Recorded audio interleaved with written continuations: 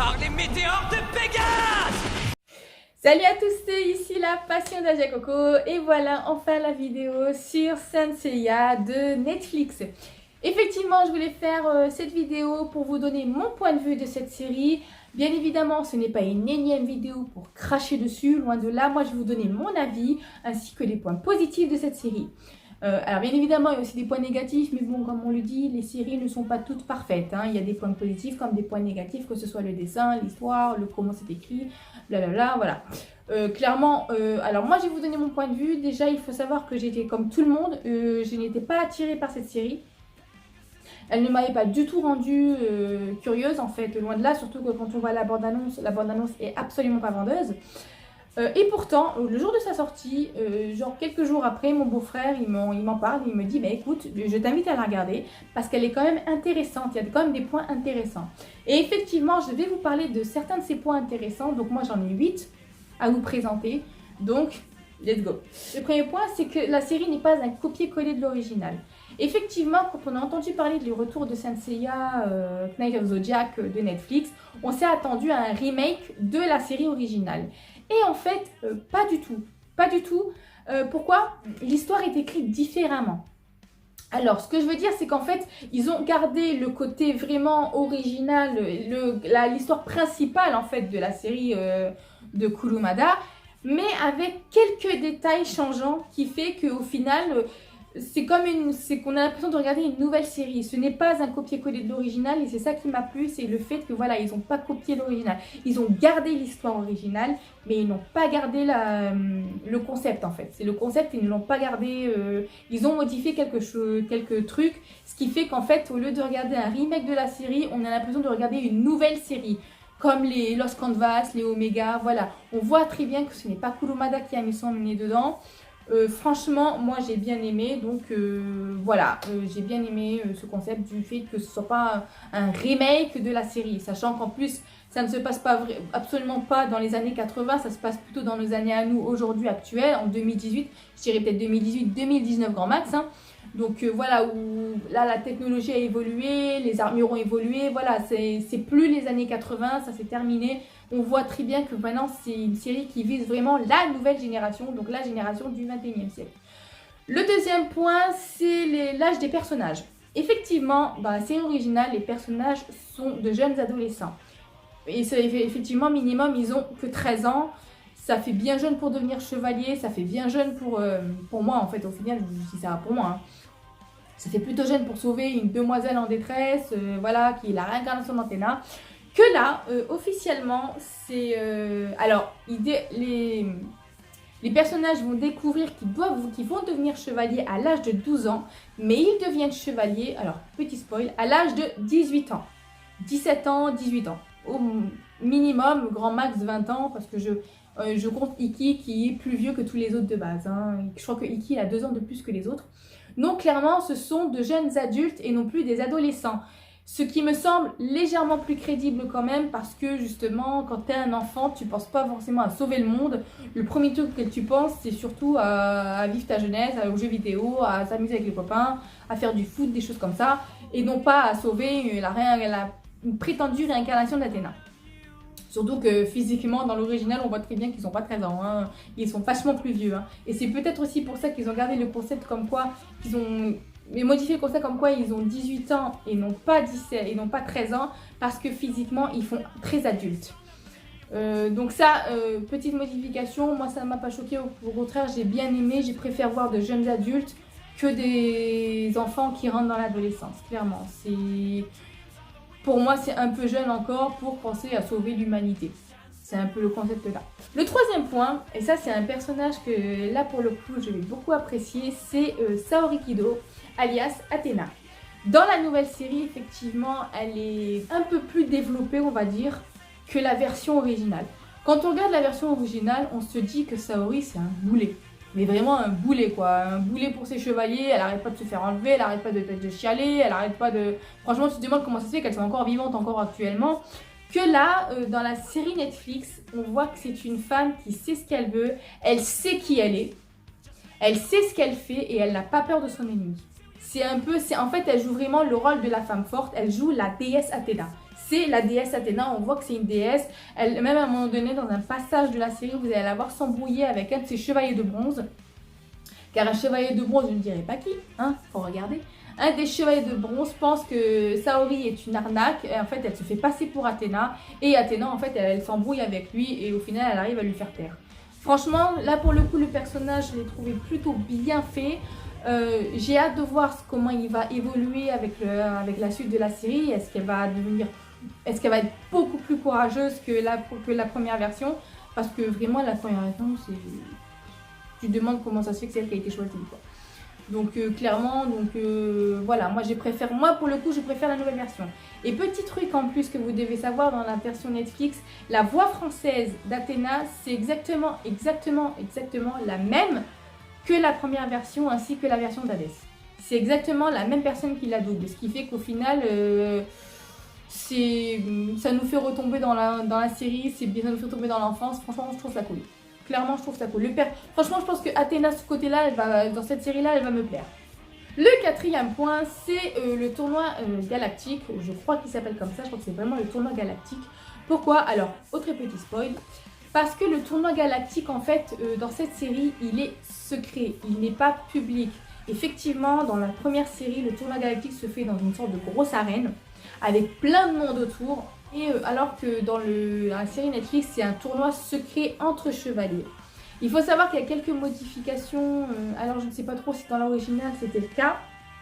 Nous apprenons en fait, dans la série Netflix, nous apprenons en fait que les chevaliers n'ont pas le droit de se battre avec leurs armures, tant que c'est pas pour protéger la déesse en question ou protéger le monde. Ils n'ont pas le droit d'utiliser leurs armures pour des choses personnelles, on va dire. Comme un combat personnel, ils n'ont pas le droit de les utiliser. Uniquement si c'est pour protéger leur déesse ou pour préserver le sanctuaire, des choses comme ça, ils ne doivent l'utiliser qu'à ce moment précis. Pas pour des raisons personnelles, ce qui n'était pas le cas dans la série originale où là pour le coup le tournoi s'est fait avec leurs armures de base. Et en plus mon beau-frère m'a dit un truc plutôt intéressant. Il a dit en plus ce qui est con dans l'original, c'est que le fait qu'ils se battent avec des armures pour gagner une armure d'or, ça veut dire que tout le monde est au courant que Athéna s'est réincarnée et que ses chevaliers existent. C'est vrai que c'est complètement un peu con, j'avoue, pour le coup, parce que tu dis ouais, qui va croire qu'Athéna s'est réincarnée? Qui va croire qu'Athéna est là pour à nouveau sauver le monde? Qui va croire que Poséidon revient ou que Hadès va revenir? Qui va croire ça? Franchement, officiellement, c'est vrai que ça paraît un peu con comme situation. Alors que là, dans la série Netflix, le tournoi, il est secret, ce qui fait qu'au final, personne n'est au courant que les chevaliers sont cachés pour se battre lors d'un tournoi pour gagner l'armure. Alors, bien évidemment, comme cette l'armure, ils sont obligés de la gagner, non pas forcément comme récompense, mais en fait, c'est pour juger quel est le chevalier le plus fort pour en fait veiller sur l'armure du Sagittaire pour pas qu'elle soit volée. C'est un peu ça. Qui est digne de la porter en fait. C'est un peu le côté de qui est digne de la porter. Donc voilà, pour le coup, moi j'ai bien aimé le tournoi secret. Les combats ne sont pas différents de la version originale. Ils ont même gardé le concept du combat de Seiya contre Shiryu, où Shiryu a le cœur qui arrête de battre. Et donc Seiya est obligé de remettre un coup de poing par le dos pour le faire redémarrer, pour refaire battre son cœur en fait. Voilà, donc clairement, franchement, pour le coup, le tournoi galactique, en plus, c'est beaucoup plus court. Il y a même un petit côté un peu humoristique, donc je vais pas raconter ce que c'est, même si les gens, ils ont trouvé ça un peu débile. Moi, ça m'a fait rire, mais bon, chacun son truc. En fait, on va dire que dans cette version-là, Seiya s'embrouille avec une bouche d'égout. C'est un peu ça. Donc franchement, pour ceux qui sont curieux de voir ça, n'hésitez pas à la regarder. Moi, ça m'a fait rire. Et après, j'ai un humour très léger, hein, mais moi, ça m'a fait rire. Le cinquième point que j'ai bien aimé, c'est le chevalier noir. Effectivement, quand on regarde la version originale, les chevaliers noirs, ce sont des sosies parfaits, des chevaliers de bronze. En fait, oui, c'est des sosies parfaits, qui sont juste en noir, les cheveux noirs, les yeux noirs, l'armure noire, tout est noir. Alors que dans la série Netflix, là, ça devient un petit peu plus intéressant. Alors déjà, il n'y a que 3 chevaliers noirs, et sur les 3 chevaliers noirs, il n'y en a qu'un qu'on découvre. Et ça paraît plus logique qu'on découvre que c'est cette personne qui est devenue chevalier noir qu'un sosie parfait de Seiya, clairement. Alors je ne vais pas spoiler pour vous dire qui est ce personnage, hein. Ceux qui l'ont vu le savent, ceux qui ne l'ont pas vu, je vous invite à le découvrir. Mais pour le coup, j'ai bien aimé le concept, j'ai préféré cette version-là qui paraissait quand même plus logique que la version originale. Voilà, on comptait. Alors d'ailleurs, pour ceux qui savent, dites-le moi je ne sais toujours pas pourquoi dans la version originale, les chevaliers noirs sont des sosies parfaits, des chevaliers de bronze. Je ne sais toujours pas pourquoi. Voilà. Le sixième point que j'ai bien aimé, c'est le combat Iki Seiya. Alors c'est un combat normal, hein. De base il affronte tous les chevaliers de bronze. Il y a 3 chevaliers derrière qui sont écroulés, hein, comme d'habitude. Le vieux concept de l'original où c'est Seiya qui reste debout et qui va affronter le grand méchant. Mais il y a un passage, et ça je sais que dans les versions originales il n'y a pas, il y a un petit passage intéressant lors du combat, donc c'est vers la fin du combat, qui est assez intéressante. Je ne vais pas dire ce que c'est parce que voilà, je ne vais pas vous spoiler la série, hein. Mais voilà, pour ceux qui sont curieux, n'hésitez pas à aller savoir ce que c'est. Moi j'ai bien aimé, j'ai même mon beau-frère qui m'a dit dans la version originale ça aurait été fait ça, j'aurais adoré. Clairement j'aurais adoré, et c'est vrai que pour le coup, le fait que, lors la fin de ce combat, le fait qu'il y ait eu ça, en fait, ça a fait que le combat, ça l'a rendu beaucoup plus beau. On va dire que ça l'a rendu un peu plus beau. Voilà, donc pour ceux qui sont curieux, n'hésitez pas à aller voir, hein. Moi, en tout cas, j'ai bien aimé. Le 7e point, et ça, je pense que c'est un point que tout le monde a envie de parler ou qui a fait polémique au moment où on l'a appris, c'est Shun qui devient Shaun. Effectivement, la série américaine, ils ont décidé que Shun devenait une femme. Alors au départ, c'est vrai que sur le coup, ça a fait un scandale. Moi-même, j'étais choquée de savoir qu'ils allaient rendre un chevalier masculin féminin. Alors je sais plus pourquoi le réalisateur avait décidé ça, hein. Je sais que Kurumada était au courant et qu'il avait trouvé l'idée plutôt sympa. Moi, j'ai pas retenu, mais bon, c'est pas très grave. Mais au final, quand on regarde le personnage, on se rend compte qu'en fait, déjà, il n'y a pas beaucoup de différence. C'est juste qu'au final, c'est vrai que Shun devient... Il a juste des courbes maintenant, Shun, c'est un peu ça, hein. Il a juste des courbes. Et pourtant, ce personnage, je le préfère peut-être au personnage original. Pourquoi? Parce que le personnage original est trop sensible. Quand je dis vraiment trop sensible, c'est vraiment, on sait très bien que Shun, c'est quelqu'un qui n'a pas envie de se battre parce qu'il n'a pas envie de blesser ou de tuer son adversaire. Le problème qu'il y a, c'est que ça fait de lui, c'est presque une chochotte en fait. C'est vraiment le mec, tout ce qu'il sait faire, c'est se protéger de sa chaîne nébulaire. Il veut pas se battre, il n'a pas envie, tu te demandes même pourquoi il est devenu chevalier. Et clairement, sur le coup, voilà, c'est un personnage, tu vois au final, quand même quand tu regardes, tu te dis, c'est pas possible, ce mec c'est une nana. Ce type c'est une nana, c'est pas possible, il veut pas se battre, il veut pas tuer, le mec il est chevalier, tu sais même pas pourquoi il est chevalier. C'est un peu ça en fait.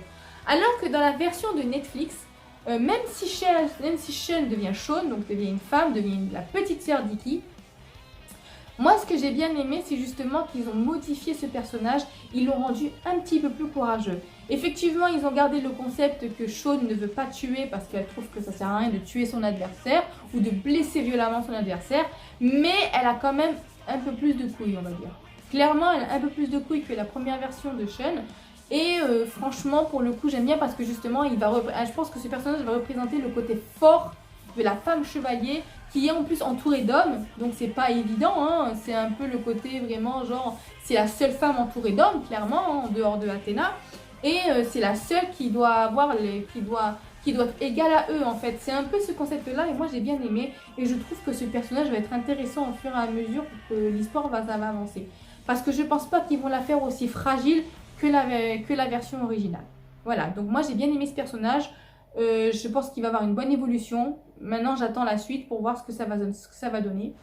Mais pour le coup, là, Shaun, c'est un personnage, il est plutôt bien fait. Et le petit dernier point, en fait, c'est la conclusion finale de cette série. Alors clairement, comme je vous l'ai dit, j'ai beaucoup aimé cette série. Pourquoi? Parce qu'en fait, il y a eu des modifications, mais elle en garde tout de même l'histoire originale de la première série. Donc, ce qui fait que, en fait, on n'est pas perdu, on n'est pas, voilà, on a l'impression que c'est une nouvelle série, mais sans être une nouvelle série, en fait. C'est un truc qu'on a l'impression que tu le revois, mais d'une toute autre façon, avec une nouvelle vue en fait. Surtout que surtout que ce qu'il y a bien dans le premier arc en fait, c'est qu'il y a un véritable méchant en fait aujourd'hui, ce qui n'était pas dans le cas dans la série originale. Dans la série originale, il n'y avait pas de véritable méchant, c'était le grand Pop et il a envoyé des chevaliers, des méchants chevaliers pour s'attaquer à Saori. Que là, il y a vraiment un méchant, un nouveau méchant. Tu sais pourquoi il veut combattre, ça rend l'histoire intéressante. C'est pour ça que pour le coup, ne vous fiez pas forcément à la bande-annonce, comme moi j'ai fait. Comme je l'ai dit déjà dans une vidéo précédente sur des films là, il ne faut pas forcément se fier à la bande-annonce parce qu'au final, que ce soit une série ou un film, on peut avoir des surprises. Clairement, on peut avoir des surprises et c'est plutôt pas mal. Franchement, pour le coup, moi, la série, j'ai pas été déçue. Comme je dirais de façon très années 80-90, j'ai bu ça comme du petit lait, hein, clairement. Parce que justement, comme il y a de la nouveauté dedans, j'avais pas l'impression de revoir la série de quand j'étais jeune. Et ça m'a fait plaisir. Franchement, franchement, pour la génération d'aujourd'hui, je trouve que c'est une bonne série. C'est pas la série du siècle, hein, clairement. C'est pas le dessin animé que tout le monde doit voir, hein, parce qu'effectivement, c'est pas non plus le truc révolutionnaire, hein, loin de là. C'est pas la série de l'année, mais clairement, c'est quand tu es ouvert d'esprit. Si tu es ouvert d'esprit, que tu es curieux, que tu veux voir par curiosité, tu devrais la regarder. Franchement, tu devrais la regarder. Moi, je l'ai regardée, j'ai bien aimé, donc voilà. Clairement, moi j'ai bien aimé. Donc j'ai hâte de voir la suite de cette saison parce qu'effectivement la saison 1 est coupée en deux. Là j'ai vu les 6 premiers épisodes. En automne on a les 6 autres épisodes normalement qui sont censés sortir. Et pour 2020 on a la bataille du sanctuaire. Donc officiellement il y a 2 saisons signées. Donc j'ai hâte de voir la deuxième partie ainsi que le sanctuaire. D'ailleurs j'ai même hâte de découvrir les Chevaliers d'Or parce que je peux vous garantir que quand tu regardes cette série-là, tu te rends compte que les Chevaliers, ils sont quand même badass. Hein. Ils sont badass de chez badass. Franchement, pour le coup, j'ai hâte de voir ce que ça va donner la bataille du sanctuaire. Ben voilà, c'est tout pour cette vidéo. J'espère que le sujet vous aura plu. J'espère que vous aurez la curiosité d'aller la voir. Si vous l'avez vu, n'hésitez pas à me dire ce que vous en avez pensé. Ne me donnez pas un argument à la con, genre c'est de la merde. Non, clairement, donnez-moi ce que vous avez aimé, ce que vous n'avez pas aimé. Moi, je vous ai donné des points intéressants. Après, c'est vrai que j'ai pas non plus tout aimé. Effectivement, le dessin, je l'ai pas aimé parce qu'effectivement, comme j'ai dit, ça fait très enfant. Et c'est vrai que quand tu es adulte, tu regardes pas ça. Mais sinon, l'histoire en elle-même, elle est intéressante. Donc, dis-moi toi ce que tu en as pensé. Enfin, dites-moi vous ce que vous en avez pensé. J'espère que cette vidéo vous aura plu. Dans tous les cas, je vous invite à vous abonner à ma chaîne si le sujet vous a plu et si vous voulez en voir d'autres. Alors, je ne connais pas encore mon prochain sujet, hein, mais bon, ça vient au fur et à mesure. Donc voilà, n'hésitez pas à vous abonner à ma chaîne ainsi qu'à mes comptes de réseaux sociaux comme Facebook, Twitter et Instagram. Sur ce, je vous dis à tous une bonne journée ou une bonne soirée. Ça dépend à quelle heure vous regardez la vidéo. Je vous fais plein de gros bisous. Oui, je vous fais plein de gros bidous. Voilà. Plein de gros bidous. Voilà. Et je vous dis à très vite. Ciao, ciao. Au revoir.